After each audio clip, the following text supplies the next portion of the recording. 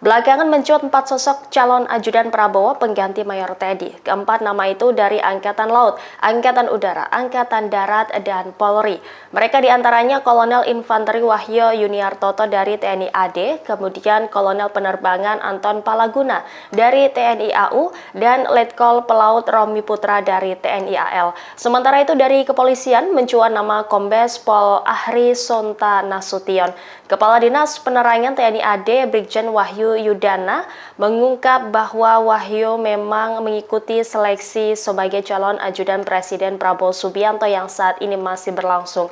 TNI, kata dia, menyiapkan perwira terbaik yang dimilikinya. Pihaknya tengah menunggu hasil seleksi dari Sekretariat Militer Presiden atau Setmilpres. Sementara itu, Kepala Staf Angkatan Udara Marsikal Tony Haryono mengatakan sejauh ini nama Anton yang diusulkan TNI AU untuk mengikuti seleksi calon ajudan Prabowo. Kendati demikian, hingga saat ini, kata Tony, belum ada surat resmi dari Setmilpres terkait hasil seleksi. Lebih lanjut, Tony mengungkap bahwa Anton adalah muridnya.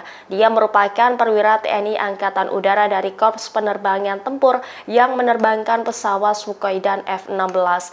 TNI Angkatan Laut juga telah mengonfirmasi terkait keikutsertaan Letkol Laut Romi HB Putra dalam seleksi calon ajudan Presiden. Adapun Tommy tercatat pernah menjadi komandan di beberapa kapal perang Republik Indonesia atau KRI. Ia baru menyerahkan jabatannya sebagai Komandan KRI Sultan Hasanuddin 366 kepada Letkol Laut Agung Maulana pada Senin 23 September lalu. Pada 2020, ia mengemban amanah sebagai Komandan KRI Wiratno 379. Ia juga pernah menjabat sebagai Komandan KRI Sura 802 saat berpangkat Mayor Laut. Download Tribun X sekarang, menghadirkan lokal menjadi Indonesia.